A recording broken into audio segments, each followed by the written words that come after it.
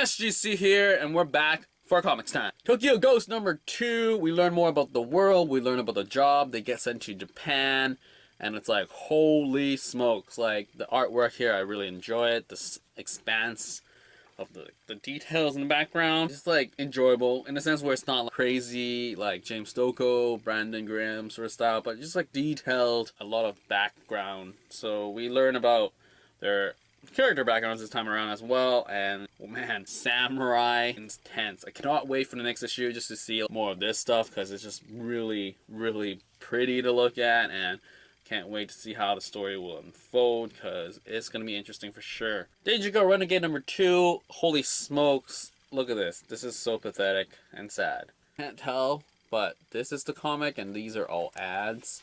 These are all ads. Ad. Holy smokes, this is so sad.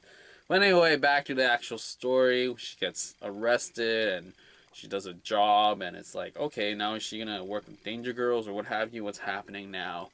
Not much story progression in a sense where we just learn about this cop and like, she's working with Abby now. What's up with that in the past? So I wonder if she's going to show up again.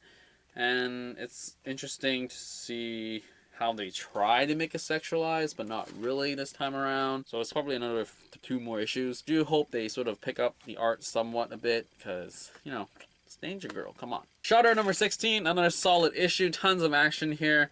I really love paneling here, behind statue sort of dialogue, but yet this whole overlying like splash page is where they're at and where they're having this conversation. And it's like a lot of blood, a lot of conspiracy, family stuff, drama, what have you. Really entertaining issue.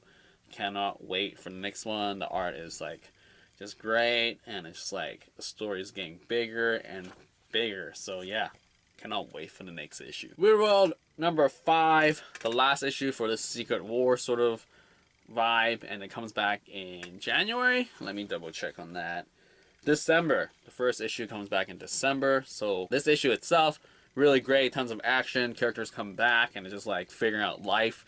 And yeah, I cannot wait for the next issue because it's going to be really great fun art, and it's just like it's really awesome stylistic stuff. Though the paneling is pretty generic and action is there, though the art feels more of like just pictures.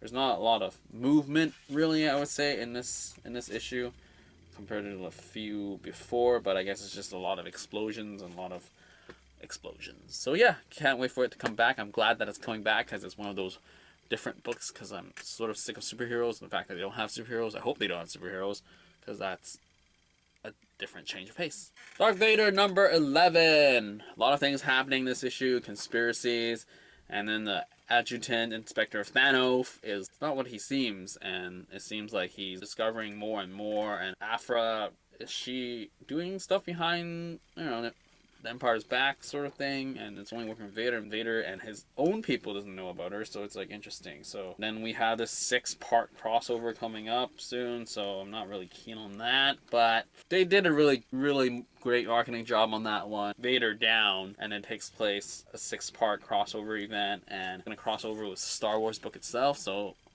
yeah, it just forces you to buy it. So just, I mean, it doesn't force you anything, but it's like you want the whole story sort of thing. I mean, it's good enough, and it's Aaron and Keen. I mean, this issue does bring in a lot of interesting things to say, because Aphra and Thanos, it's like, what's happening there? And Vader, who's like, he really wanting... It's like, with Vader, who does he really want to work with? And, like, what is he doing under the table sort of things? But anyway, can't wait for the next issue. Black Canary number 5, with Pia Guerra on art once again. And we get another road trip sort of episode here, and it's just like...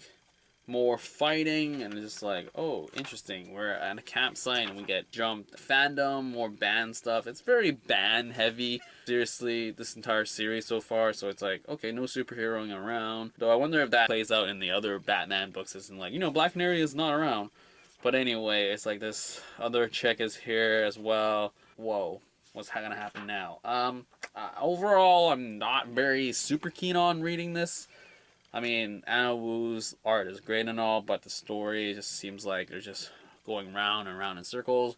Though I'm holding on for a few more issues. Hopefully it gets better, but, you know, no promises. Because, I mean, it did do better than Dr. Fate and Starfire. and there's more characterization here as the cast is a lot bigger and all that. But overall, the story is just like, eh. Spirit number 4. Oh my goodness, Spirit is mostly in this issue. We find out what happened to him, his last mission sort of thing, and now he's out. And the villain girl, I don't know, I forgot her name, but she's around and she like almost dies, saves her. Okay, those 2 kids are still finding him. I wonder if the Spirit's gonna go find those kids, because hopefully they won't get themselves into too much of trouble. But great cover as always. Eric Powell artwork is fine here. I love that cartoony factor comparing to everything else I'm reading. So yeah, I enjoy it for what it is. Invincible 124, part 1 of 3 of the reboot.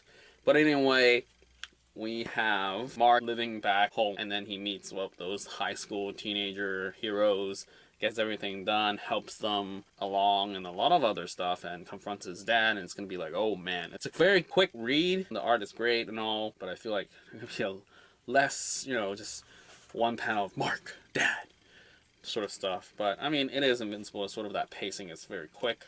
Though it's interesting to note that Ryan Ottley now is drawing all these old characters that the other guy was drawing, like in the first volume. So it's interesting to see that there are changes. I mean, Eve's bust size is different. But anyway, Invincible. Can't wait for the next issue. And there you have it. That is it for this week's Comics Time. I hope you enjoyed what you bought, because it's your money. Anyway, as always, leave your comments, advice, recommendations down below. And yeah, that is it for this week's Comics Time. Out!